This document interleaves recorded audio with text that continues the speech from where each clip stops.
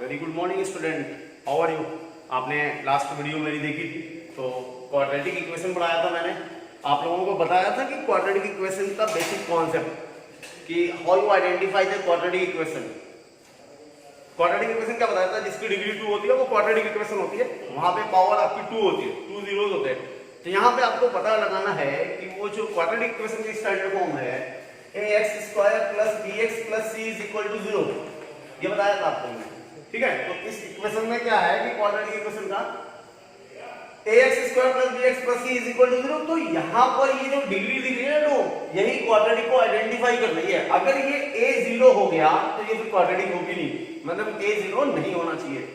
को बताया था a b c ये सारे रियल नंबर है। तो चलिए अब हम अपना एक्सरसाइज स्टार्ट करते हैं। और फर्स्ट एक्सरसाइज आपकी है यहाँ पर, तो क्वेश्चन मैं बता दे रहा हूं आप लोगों को। फर्स्ट क्वेश्चन है, check whether the following are quadratic equation. बताना है कि जो इक्वेशन दी हुई है पहले 4.1 एक्सरसाइज है ये, और इसमें ये बताना है आपको कि क्वाड्रेटिक इक्वेशन कौन सी है। तो मैं ये क्वेश्चन लेकर आपको बता दूं। The very first question is that x + 1 whole of square is equal to 2 in bracket x - 3। That is the question here. Okay, x + 1 whole of square is equal to 2 in bracket x - 3। तो हम कैसे बताएंगे कि ये quadratic equation है कि नहीं? Without solving we can't say that it is quadratic or not. So firstly we just solve it.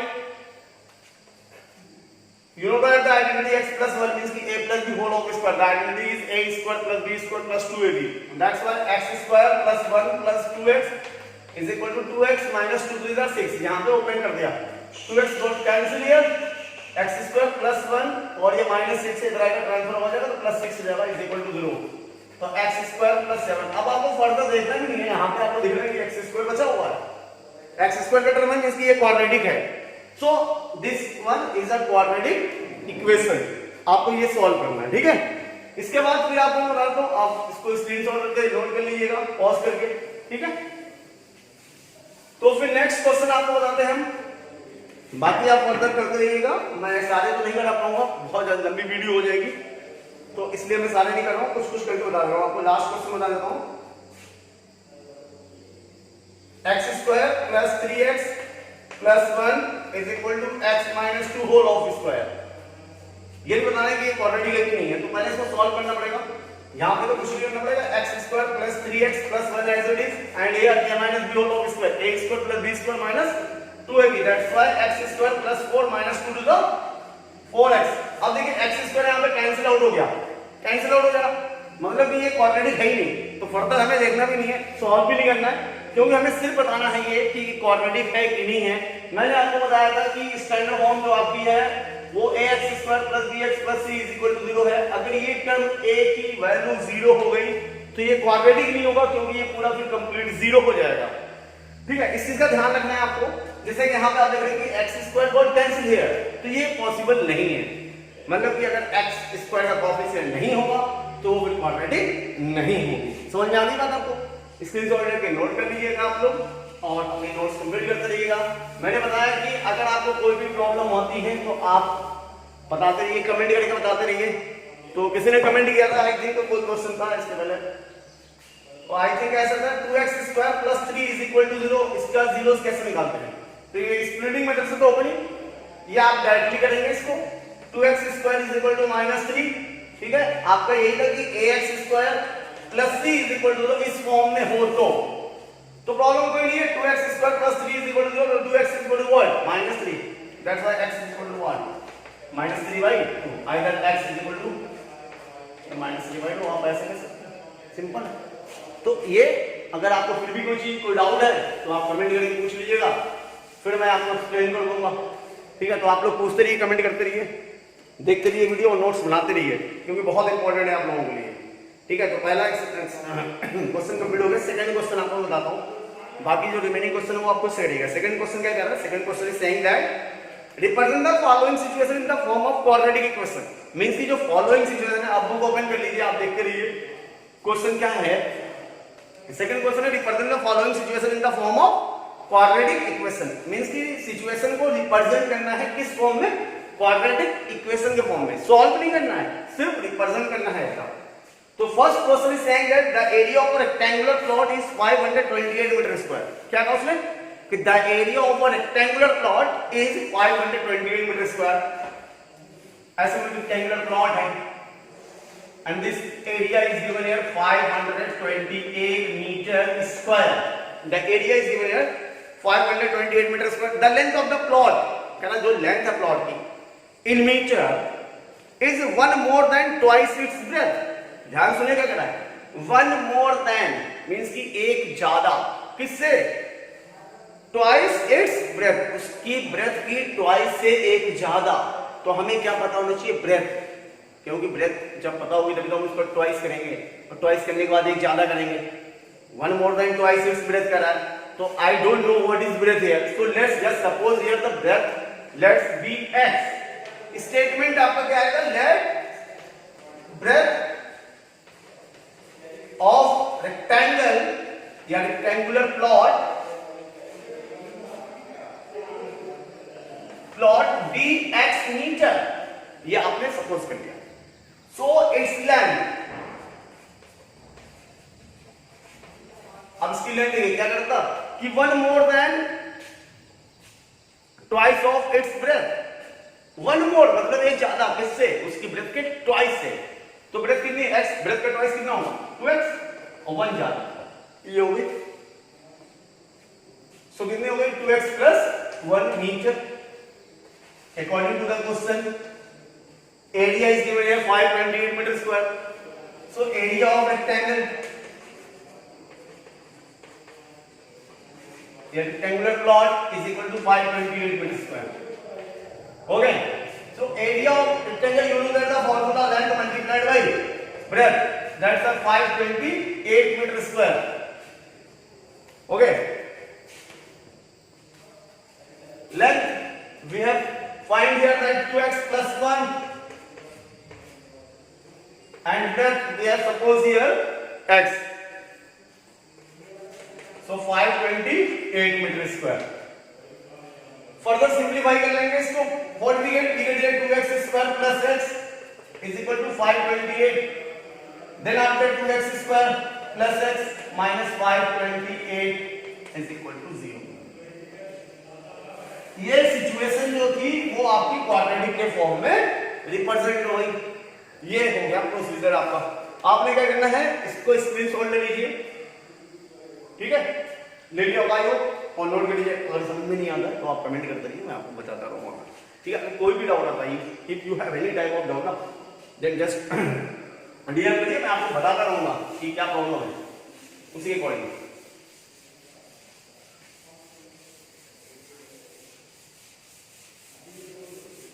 And the next problem is what?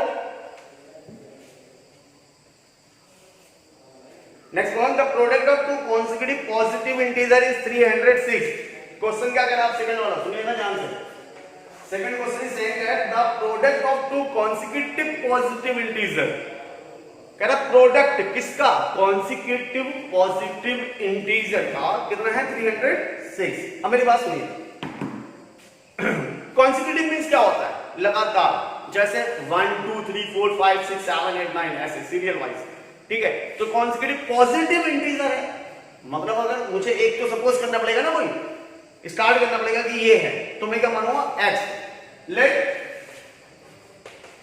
The first integer be x, first positive integer basically आप लिखिएगा, मैंने नहीं लिखा, आप लिख लीजिएगा। So the second integer be what x plus 1। x plus 1 कहां से बताया था मैंने, 1 के बाद 2, 2 के बाद 3 ऐसे आता है, 3 के बाद 4। According to the question, question ने क्या कहा, क्वेश्चन ने कहा कि इन दोनों का जो प्रोडक्ट है that is I think 306। So x in x plus 1, x into x plus 1, जो प्रोडक्ट तभी होगा, इन दोनों को मल्टीप्लाई करेंगे। तो then after what we get here, we get 306। So further simplify करते हैं, then what we get here, तो पाएंगे हम भाई x को x से मल्टीप्लाई किया x स्क्वायर, x को 1 से मल्टीप्लाई किया x, देन आफ्टर इसको ट्रांसफर कर लिया, प्लस 306 है, यहाँ पे क्या आएगा माइनस 306 आ गया। ये आपकी क्वाड्रेटिक इक्वेशन फॉर्म हो गई।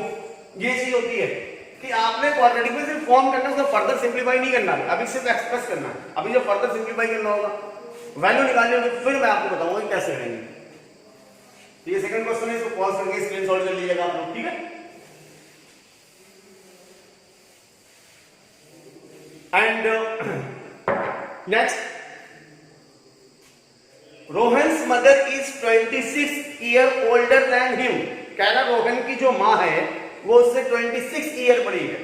ओल्डर देन मतलब बड़ी है, यहाँ पे मतलब ये है।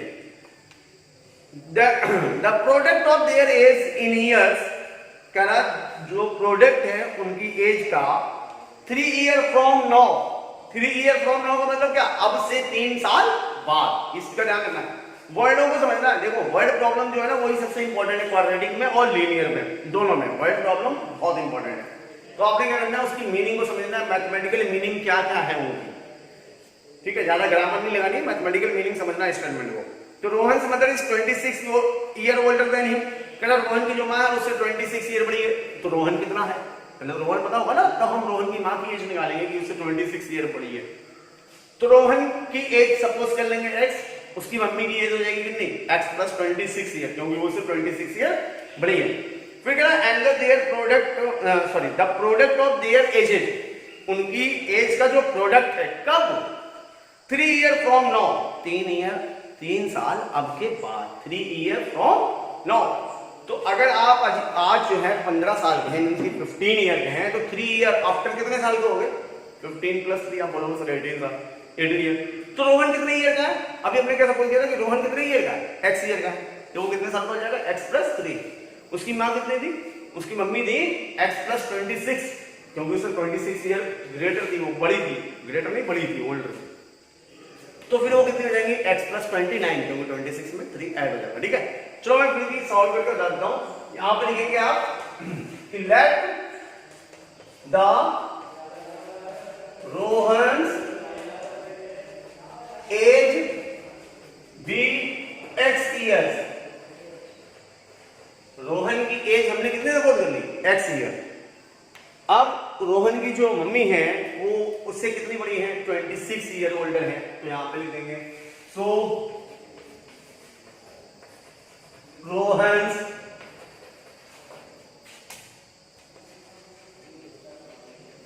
Mother age x plus 26 years,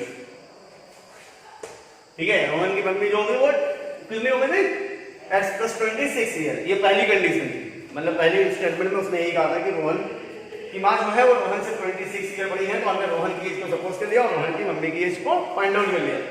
इसके बाद क्वेश्चन ने कहा कि the product of their age, उनकी एज का प्रोडक्ट कब, 3 ईयर फ्रॉम नाउ, मतलब अब से 3 साल बाद। तो अब से 3 साल बाद का एज का प्रोडक्ट करना है। तो फर्स्टली वी जस्ट फाइंड यार अब से 3 साल बाद एज। So after 3 years both ages, मतलब 3 साल बाद दोनों की एज हम निकाल लेंगे। फर्स्टली रोहन एज, रोहन की एज कितनी हो जाएगी, x प्लस 3 years, ये हो जाएगी, ठीक है। एंड रोहन्स मदर एज, वो आपको दिख रहा होगा कि x प्लस 26 ईयर है, तो इसमें 3 ऐड कर देंगे, ये आ जाएगी x प्लस 26 प्लस 3 मीन्स की व्हाट, x प्लस 29 ईयर, ये हो गई आपकी।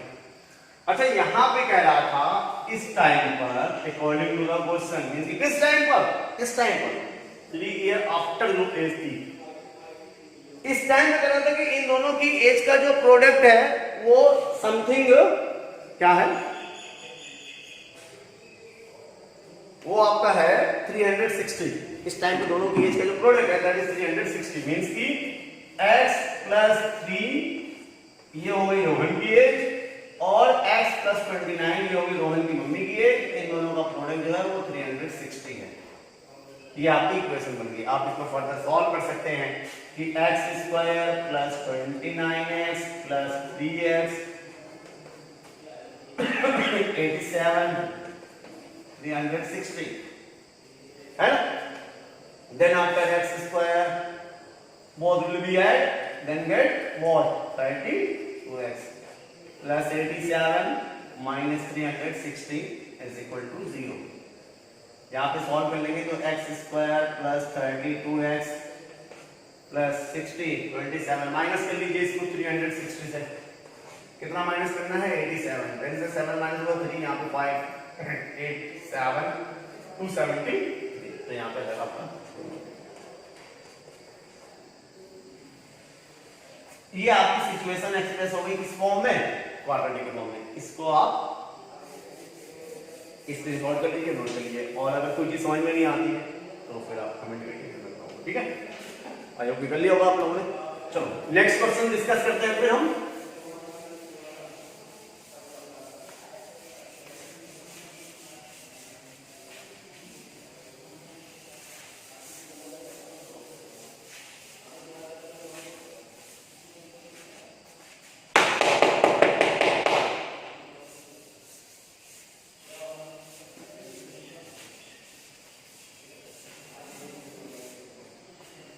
चौक थोड़ा सा ना गड़बड़ है, इस वजह से आप लोगों को बोर्ड पे दिख भी नहीं रहा होगा साहब. बट कोई नहीं, चलो आगे देखते हैं.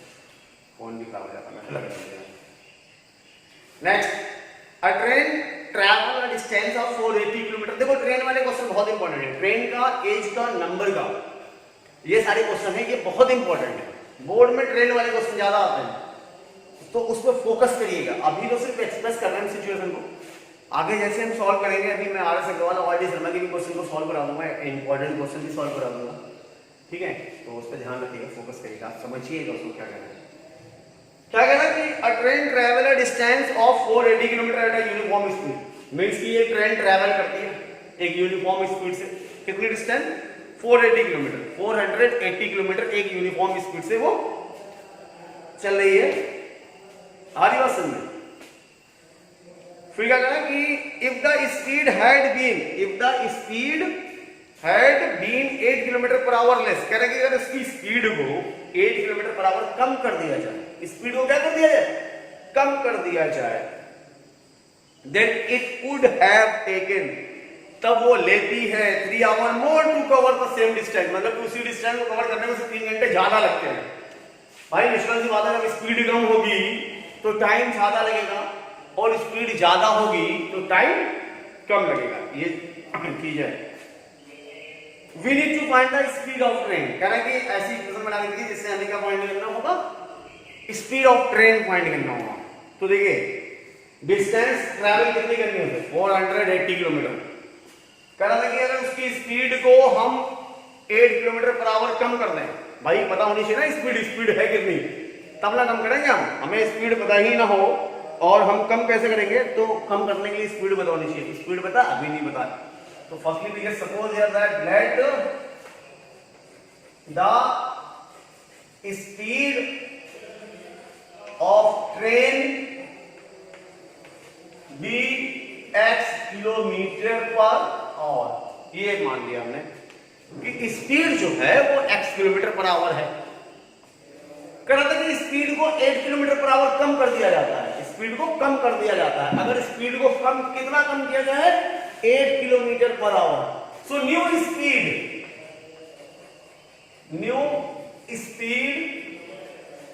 Of train that is what x minus 8 kilometre per our.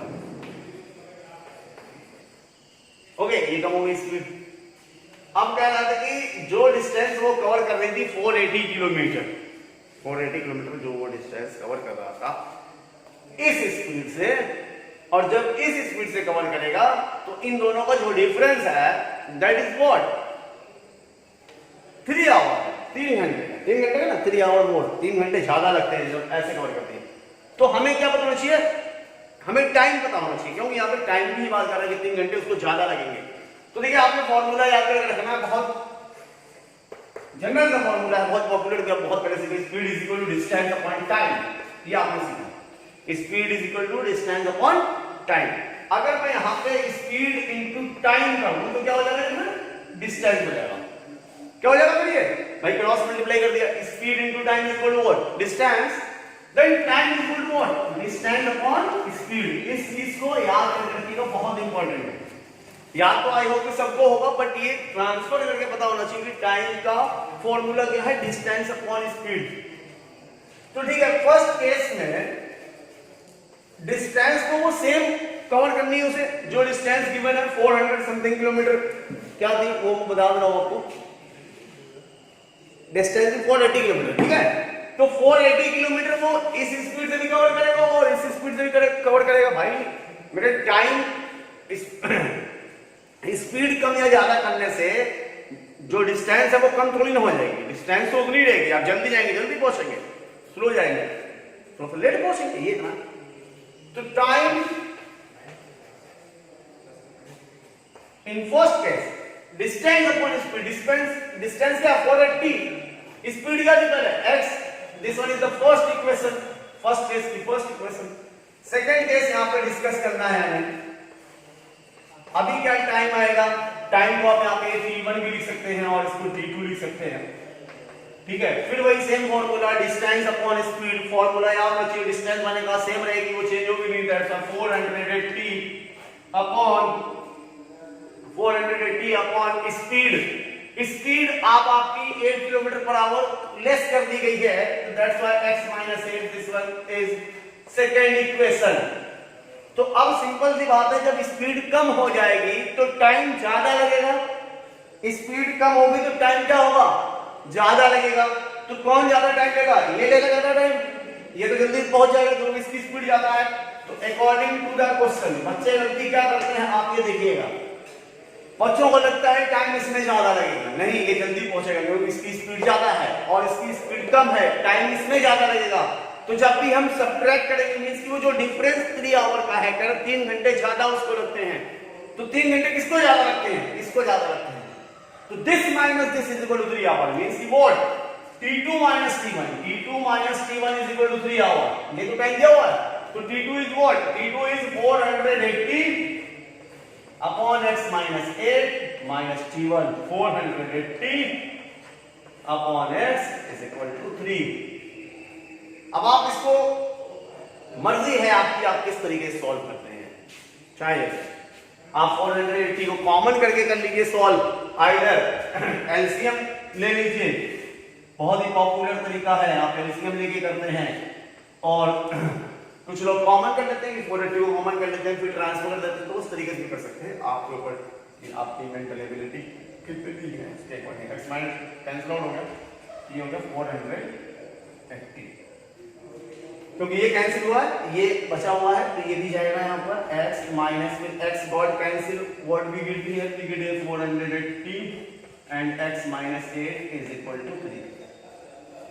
इतना आप स्क्रीनशॉट लीजिए, ठीक है, फिर मैं आगे बढ़ता हूं।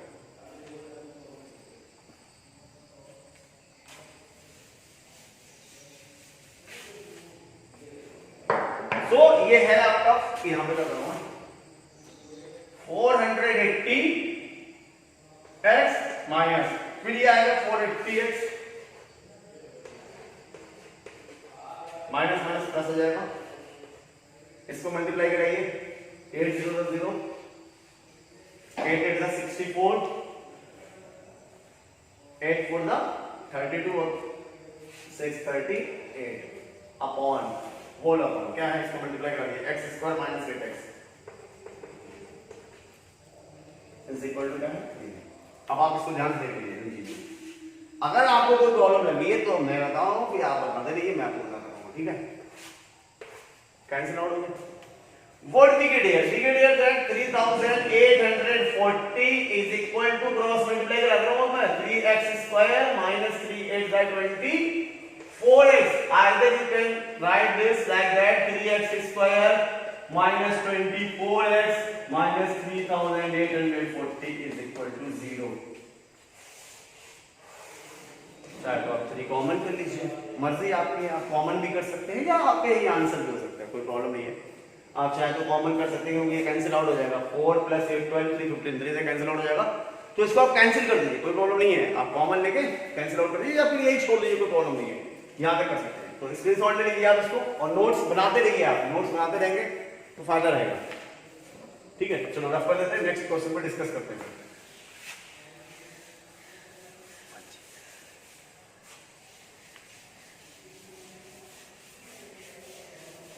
और पढ़ाई करते रहिए घर पे आप लोग, ऐसा नहीं कि बस मस्ती कर रहे हैं, है ना।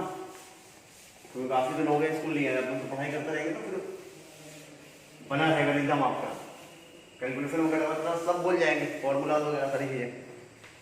ठीक है, नेक्स्ट क्वेश्चन पे डिस्कस करते हैं। And the next question is what, चलो सेकंड तो कंप्लीट हो गया। अब नेक्स्ट एक्सरसाइज आ गई 4.2। First exercise got completed here.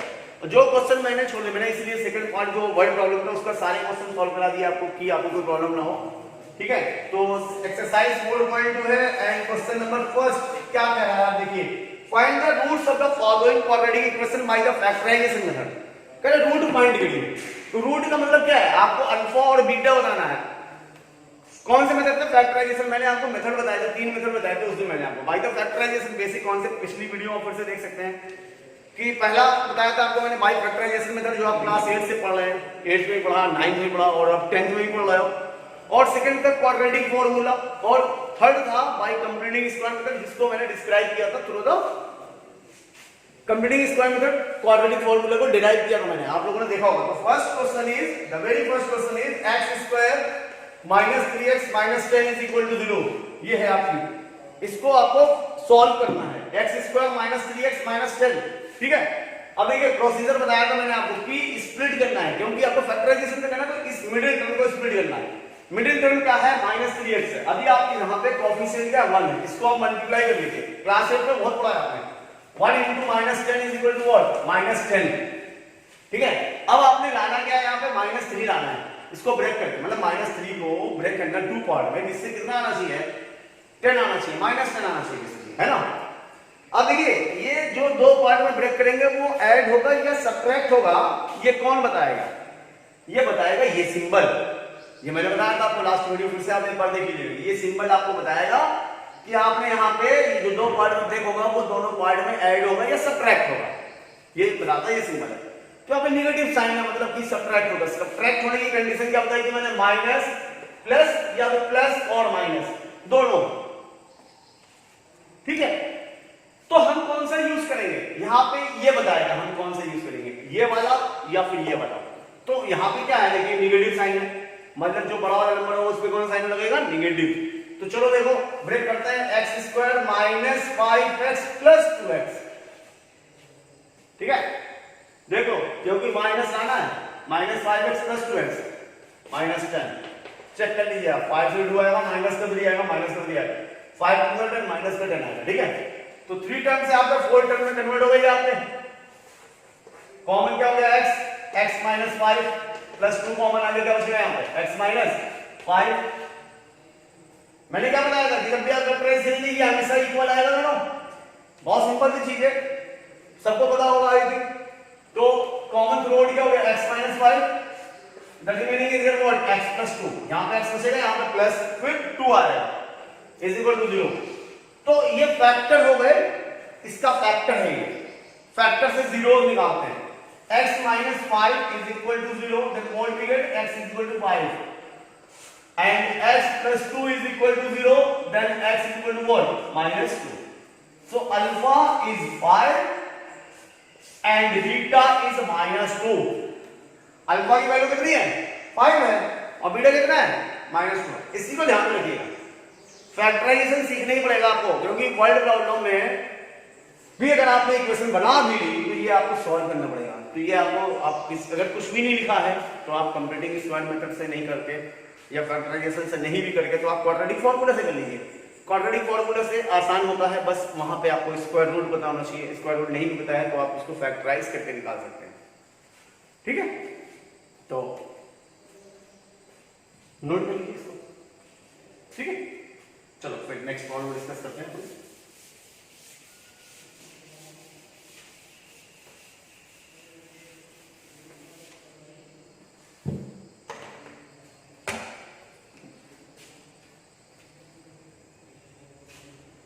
देखो भाई नेक्स्ट प्रॉब्लम क्या है, नेक्स्ट प्रॉब्लम, इसमें कई सारे क्वेश्चन है, मैं एक रूट वाला बता रहा हूँ क्योंकि रूट वाले प्रॉब्लम स्टूडेंट्स को होती है ज्यादा। Root 2x square plus 7x plus 5 root 2 is equal to 0। ठीक है, अब इसको फैक्टराइज। रूट वाले में प्रॉब्लम क्यों आती है? क्योंकि आपके पास कैलकुलेशन नहीं है, और जब कैलकुलेशन नहीं रहेगी तो रूट वाले प्रॉब्लम आएगी।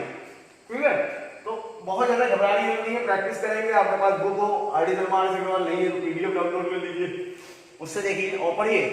तो देखिए इसको पहले मल्टीप्लाई कर देते हैं कोएफिशिएंट, और रूट 2 को रूट 2 से मल्टीप्लाई कराएंगे 2 आएगा, और 2 5 में कितना आएगा 10 आएगा। ठीक है, मींस कि इसको ब्रेक करना है मुझे 2 पार्ट में। कितना आना चाहिए? 10 आना चाहिए। मल्टीप्लिकेशन कितना आना चाहिए? 10 आना चाहिए। और यहाँ पे साइन क्या है? प्लस, मतलब कि एडिशन ऐड होगा, दोनों को ऐड करके कितना आना चाहिए? 7। यहाँ पर भी क्या है ये, क्योंकि ऐड करने की दो कंडीशन बताई थी मैंने, प्लस दोनों पॉजिटिव या फिर दोनों नेगेटिव। तो यहाँ पे से दोनों में से कौन सी कंडीशन ऐड होगी, अप्लाई होगी?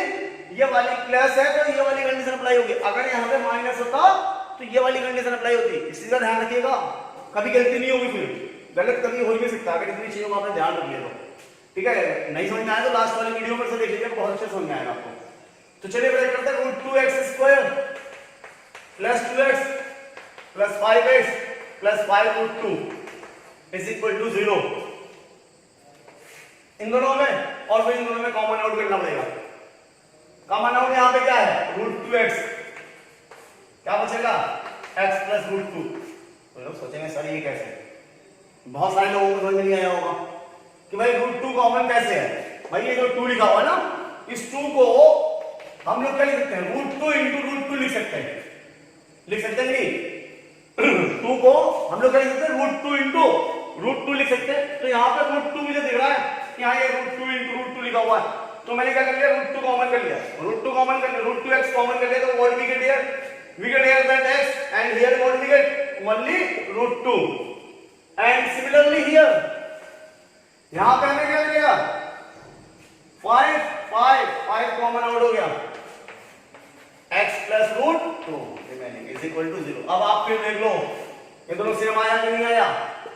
तो जब तक ये सेम आएगा मींस की प्रोसीजर आपका सही है, आपको कुछ करने को नहीं है। अगर ये दोनों सेम नहीं आया इट मींस की कहीं ना कहीं पे कुछ गलती है, मिस्टेक हुई है, तुरंत रुक जाइएगा और सही करिएगा फिर। ठीक है, तो चलो कॉमन हो गया x प्लस रूट 2, ठीक कॉमन हो गया root 2x plus 5 is equal to 0। भाई x प्लस रूट 2 कॉमन आ गया, तो यहाँ पे क्या बचेगा? रूट 2x और प्लस आ गया, फिर 5 आ गया, ये बच गया। अभी ये फैक्टर आ गया हमारे, फैक्टराइज करके हमें फैक्टर मिलता है, फैक्टर से हमें जीरोस मिलते हैं, ये चीज पता होना चाहिए। Then x plus root 2 is equal to 0, then x is equal to what? Minus the root 2. And here root 2 x plus 5 is equal to 0. So root 2 x is equal to minus 5 and x is equal to minus 5 by root 2. This one is the value of alpha and this one is the value of beta. ये दो zeros आपके आ गए, तो pause करके note कर लीजिए, इसलिए solve करिए। ठीक है, नोट तो करोगे नहीं, मुझे पता ही इसलिए सॉरी करना होगा। चलो नेक्स्ट प्रॉब्लम डिस्कस करते हैं। और रिमेनिंग मैं सारी प्रॉब्लम तो करा नहीं पाऊंगा, यहाँ पे रिमेनिंग प्रॉब्लम आप खुद से करिएगा। अगर आपने कोई भी डाउट आता है तो आप कमेंट करके बताइए, सर ये क्वेश्चन नहीं आ रहा, तो उस पर मैं वीडियो बना दूंगा। ठीक है, प्यार से पढ़ते घर पे पढ़ते रहोगे तो थोड़ा सा आपका खुद ही बना लगेगा। ओके चलो ठीक है, नेक्स्ट प्रॉब्लम देखते हैं। ये होगी फर्स्ट प्रॉब्लम। सेकंड फिर आ गया कि आपने सॉल्व करना है और वैल्यू फाइंड करनी है। पहला क्वेश्चन है कि John and Jivanti together have 45 marble. दो बच्चे हैं, जॉन है और एक जीवंती है, दोनों के पास 45 मार्बल है। कितने मार्बल है? Both are have 45 marbles. Both of them lost 5 marble each. दोनों ने 5 मार्बल को लॉस कर दिया। ठीक है, या तो हो गया होगा तो खा गए होंगे कुछ भी बात हो सकती है। ठीक है, इस पर डिस्कशन नहीं है कि क्या होगा, हमें बस इससे मतलब होना चाहिए कि 5 मार्बल दोनों ने लॉस कर दिए हैं। And the product of the number of marble they now have, मतलब जो अब उनके पास मार्बल हैं, जो अब उनके पास मार्बल हैं, उनका जो प्रोडक्ट है that is 124. Find out how many marble that they have to start with. दोनों के पास स्टार्टिंग में कितना मार्बल है. क्या मतलब John and Jimanti have together 45 marble. दोनों के पास पहले कितने मार्बल है 45. तो total number of marble question number कौन सा है. सेकंड का फर्स्ट पार्ट है basically. First part of the second question. John and Jimanti have 45 marbles. Total number of marbles is equal to 45. ये जॉन और जिमंती दोनों के पास है. लेट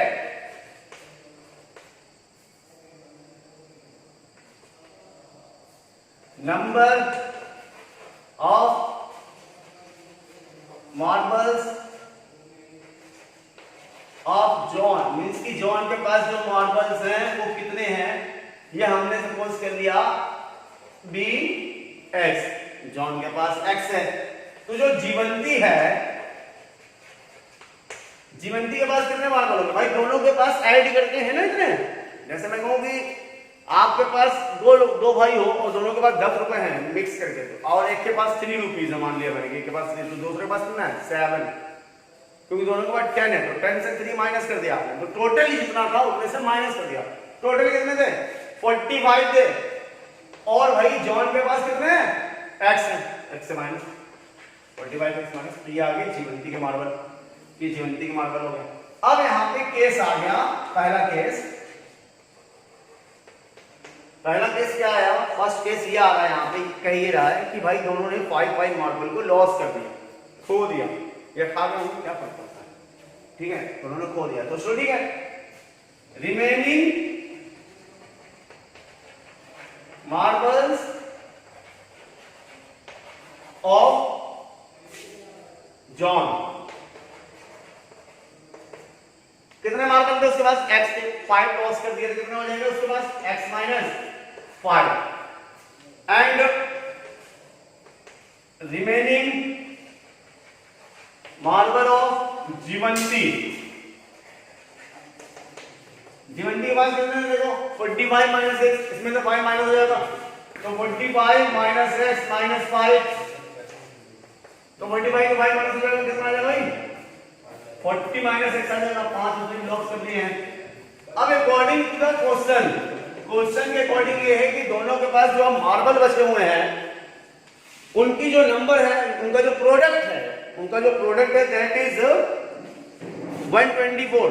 दोनों के पास जो मार्बल है उनका जो प्रोडक्ट है वो कितना है 124 है. तो देखिए जॉन के पास कितने मार्बल x माइनस 5 और जीवंती के पास कितने हैं 40 माइनस x. इनका जो प्रोडक्ट है दैट इज 124. तो यहां पे मल्टीप्लाई करा लो इसको. 40x minus what x square minus 200 और plus 5x is equal to 124. अगर इसको अभी क्या करना है कि हम फर्दर इसको माइनस का एक्स स्क्वायर इन दोनों को सॉल्व कर लेते हैं. 40 प्लस 45 हो जाएगा ये. ठीक है, तो प्लस का 45x माइनस 200 और ये रहेगा माइनस का 124 इज इक्वल टू 0. ठीक है, अभी देखो अभी आपका आ गया. इधर में कर दो माइनस का x square plus 45x minus 200 plus 1 कितना हो गया 324 इज इक्वल टू 0. माइनस को कॉमन आउट कर लो आप, तो क्या बचेगा एक्स स्क्वायर माइनस का 45x और प्लस 324 इज इक्वल टू 0. ठीक है, फाइनली इसको ट्रांसफर कर देंगे तो आपके पास क्या बचेगी x square minus 45x plus 324 is equal to 0. मैं इक्वेशन से बनाऊंगा आपको सॉल्व करना है, क्योंकि ऑलरेडी मैं 4 से 5 प्रॉब्लम आपको सॉल्व करा चुका हूं कि कैसे करना है. आप इसको फैक्टराइज कर लीजिएगा, नहीं समझ में आएगा तो क्वाड्रेटिक फॉर्मूले से कर लीजिएगा. ठीक है, इक्वेशन बना के मैं दे दूंगा, क्योंकि सारा क्वेश्चन सॉल्व करूंगा तो वीडियो बहुत जल्दी हो जाएगी. टाइम इतना होगा नहीं, काफी टाइम लगेगा एक एक्सरसाइज कंप्लीट करने में. स्क्रीनशॉट ले लीजिए इसको और फिर नोट करके फर्दर सॉल्व कर लीजिएगा. ठीक है ना. अगर नहीं आएगा आंसर तो कमेंट करके मेरे को बताइएगा, फिर मैं आपको बताऊंगा. ठीक है, एक दो क्वेश्चन आए थे और बचे हुए हैं, वो मैं देख लेता हूं कितने बचे हुए हैं इस एक्सरसाइज के. 3rd 4th 5th 6th काफी क्वेश्चन है, 4-5 क्वेश्चन है. ठीक है, तो चलो सॉल्व करा ही दे रहा हूं आपको और फिर बता देता हूं जितने हो पाते हैं, क्योंकि गर्मी बहुत हो रही है ना। फैन ऑन करते हैं तो वीडियो से नहीं बनती है, फिर आपको की सर आवाज नहीं सी आ रही है गर्मी में। नेक्स्ट क्वेश्चन है, a cottage industry produce a certain number of toys in a day. Correct, cottage industry है जो प्रोड्यूस करती है सर्टेन नंबर, मतलब कुछ टॉयज बनाती है एक दिन में, वो पता नहीं है कितने बनाती है, सर्टेन नंबर है लेकिन वो कंफर्म नहीं है कितने बनाती है। The cost of production of each toy in rupees, कहना जो कॉस्ट है ना हर टॉय की was found to be 55 minus the number of toys produced in a day। समझ में आई बात क्या कह रहा है? कह रहा है कि जो कॉस्ट है हर टॉय की वो पाई गई है कि 55 माइनस मतलब 55 रुपए come the number of toys produce in a day, मतलब जितने टॉयज प्रोड्यूस होते हैं उससे 55 रुपए कम, उसको उसकी क्या है कॉस्ट है। ऑन अ पर्टिकुलर डे, एक दिन, ठीक है, एक दिन क्या होता है कि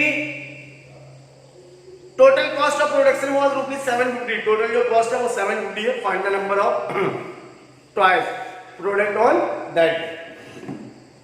तो सपोज करना पड़ेगा यहां पर कि क्या चीज है, लेट कर लेते हैं यहां पर, let the number of toys produced in one day be x. एक दिन में हमने ये माना कि एक्स टॉयज प्रोड्यूस करती है वो कंपनी, जो कॉटेज इंडस्ट्री है, हमने ये सपोज कर लिया कि वो एक्स टॉयज को प्रोड्यूस करती है, मतलब बनाती है। तो जो कॉस्ट हो जाएगी, so the cost of each toy,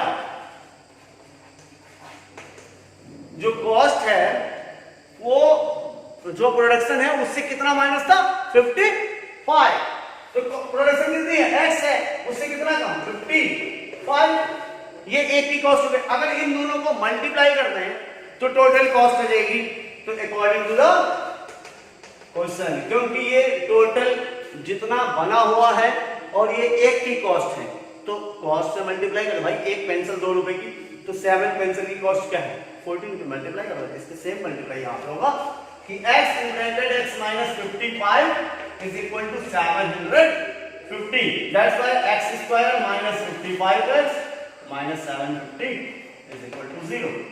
ये इक्वेशन बन गई, आप इसको फिर सॉल्व करिएगा, इक्वेशन बना के दे दूंगा आपको, सॉल्व आपको खुद से करना है, ठीक है। तो चलो ठीक है, इसको आप पॉज करके नोट कर लीजिएगा।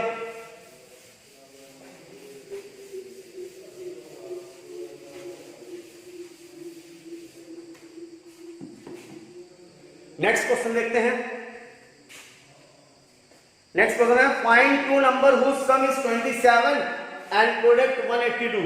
क्या find two number whose sum, ये क्वेश्चन नंबर बेसिकली है 3rd, ठीक है।